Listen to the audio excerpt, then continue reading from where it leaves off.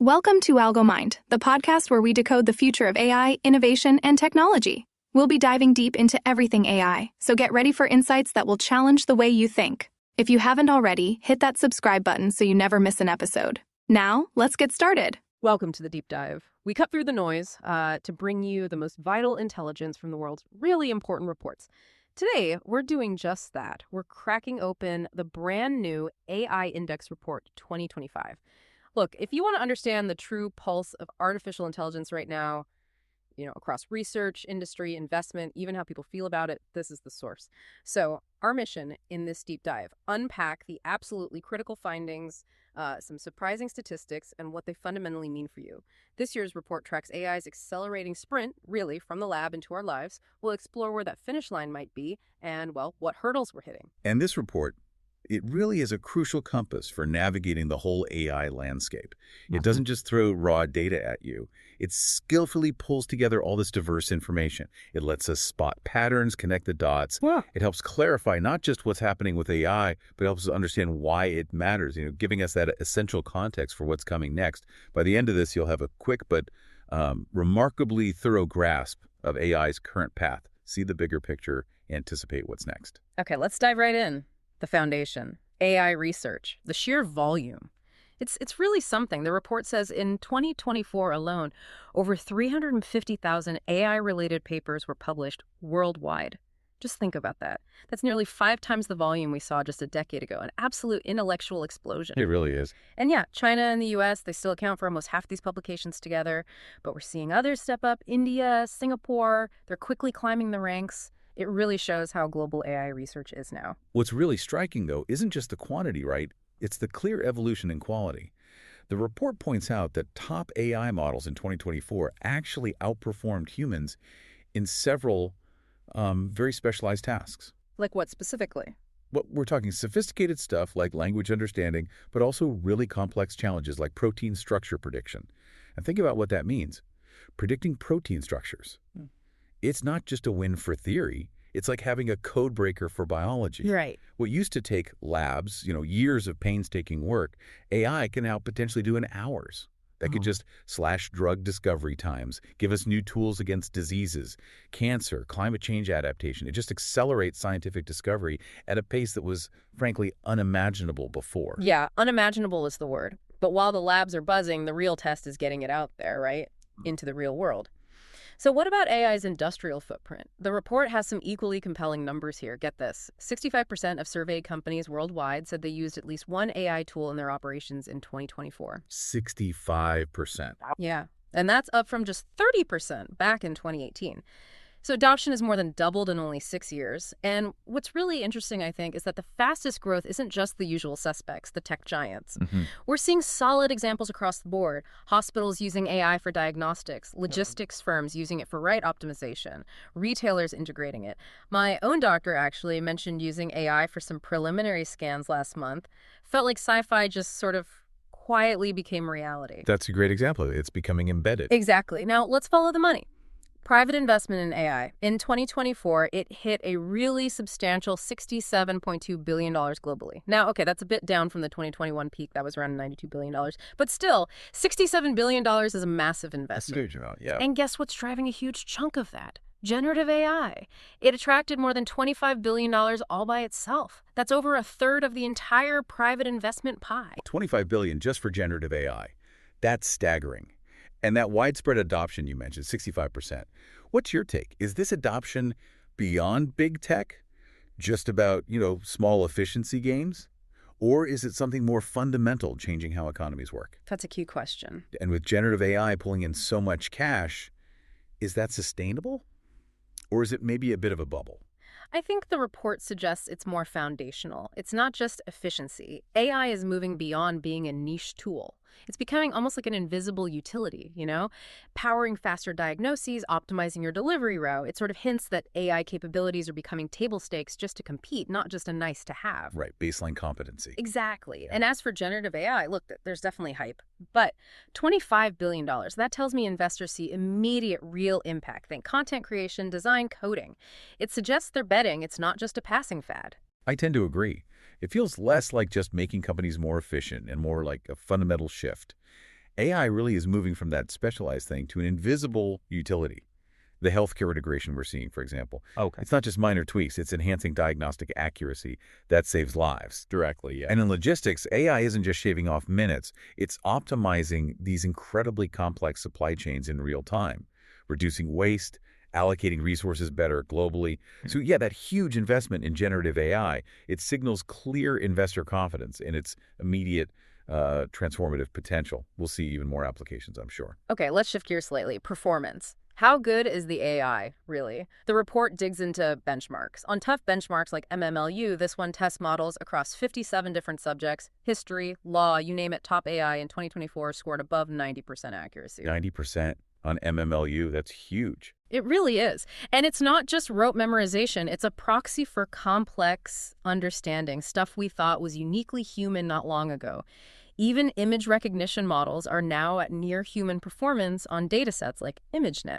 That's the benchmark that really kicked off the deep learning boom. The progress is just undeniable there. And translation, too. Benchmarks show AI now rivals or even beats professional human translators from major language pairs. Yeah. Impressive stuff. It is undeniably impressive. But, and this is a really important but, we have to stress while AI is crushing these narrow specialized tasks, it still really struggles with the general reasoning, long-term planning, reliability, especially in open-ended real-world situations. Right, the messy stuff. Exactly.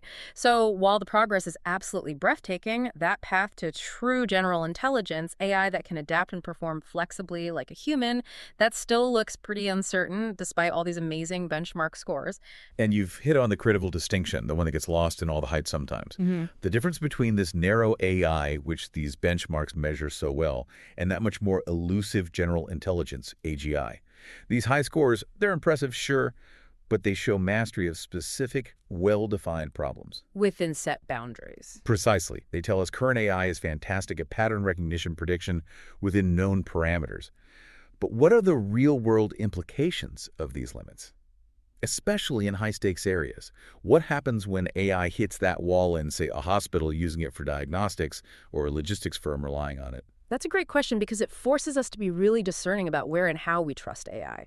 So in a hospital, maybe AI brilliantly spots an anomaly on an X-ray. Fantastic.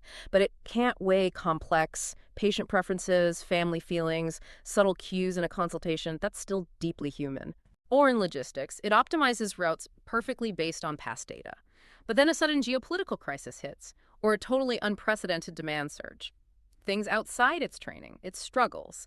That's where human judgment, adaptability is still paramount. Exactly right. The boundary is still where common sense, abstract reasoning, truly adaptable problem solving come in. You know, in an unexpected crisis, an AI might just freeze or follow a now useless plan without retraining. A human can improvise, draw on broader world knowledge, adapt. That's why human oversight remains so crucial in critical systems. So with all this fast progress and these emerging capabilities, what's the human reaction? How are people actually feeling about AI? The report surveyed thousands, U.S. and globally, and, well, the sentiment is pretty split. In the U.S., 52% said they feel more concerned than excited about AI. Only 37% are mostly excited. That's a definite lean towards caution. Interesting split. More concerned than excited. Yeah. And there's a clear generational thing happening, too. Younger people are much more optimistic. About 60% of Gen Z respondents believe AI will make their lives better. Older groups, more skeptical. That makes sense intuitively.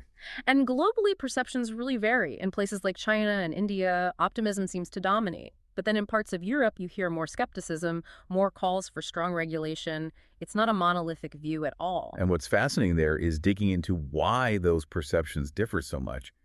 It's rarely just about the tech itself, is it? Does the report, or your read on it, suggest what cultural, economic, maybe policy factors might explain that split? Optimism versus concern. Yeah, the report definitely hints it's a mix. In places like China or India, maybe the strong focus on tech as an engine for economic growth fuels that optimism. Seeing it as opportunity first. Right. Whereas in some European countries, there's maybe a stronger cultural emphasis on privacy, data rights, so the immediate reaction is more cautious, regulatory. And for Gen Z, they grew up digital natives. AI might just feel like the next logical step. Older generations might see it through a lens of job worries or ethical questions they've seen play out before. That makes a lot of sense. You know, countries with big manufacturing bases might fear job displacement more acutely. Others focused on service or tech innovation might see mostly upside. And this public feeling, this sentiment, is crucial because it directly shapes political will, right? And that drives regulation. A public trust, or the lack of it, can really accelerate or slam the brakes on AI integration. And that leads us perfectly into governance, because governments are reacting. They're trying to catch up. As of 2024, the report counted over 40 AI-related regulatory frameworks or national strategies introduced globally. That's a huge jump in policy action. 40 different frameworks. Wow. Yeah. And the big one everyone watches is the European Union's AI Act. It's probably the most ambitious so far.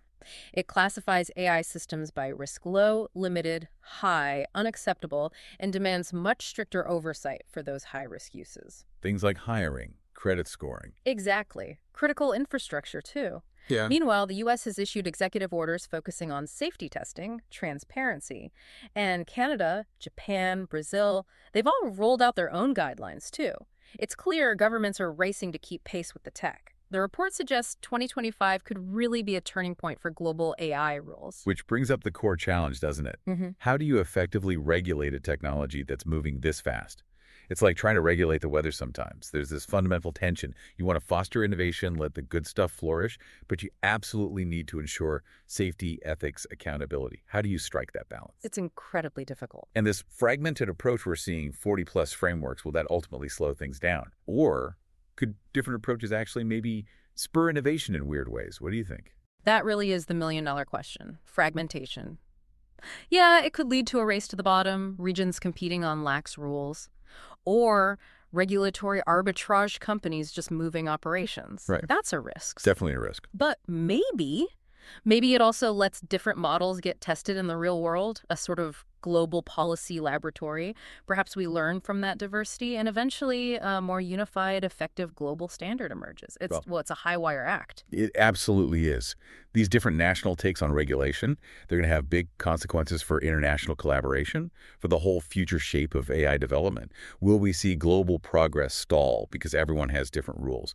Or will these efforts, like you said, somehow pave the way for harmony later on? That question is going to hang over AI for the next decade, I suspect. So wrapping this up, what does it all mean for you listening? The AI Index Report 2025 paints this really vivid picture. AI isn't science fiction anymore. It's not coming soon. It's here. It's everywhere. And it is fundamentally reshaping industries, societies, how we even think about intelligence. The numbers tell a clear story. Explosive growth, breathtaking progress in certain areas, and this rising public debate about what it all means. AI is moving faster than ever. Its impact is widening constantly. And that puts the onus on us, collectively. How we manage it through ongoing research, smart, responsible investment, and thoughtful, adaptive governance. That's what will define the next decade. So let me leave you with this thought. Considering AI's incredible leaps in narrow tasks, but its current very real struggles with true reasoning, what are the most critical human skills? The ones that AI will amplify, not replace, as it gets woven even deeper into our daily lives. What should we be doubling down on? An excellent, really crucial thought to ponder. Thank you for joining us on this deep dive into the AI Index Report 2025. Stay curious.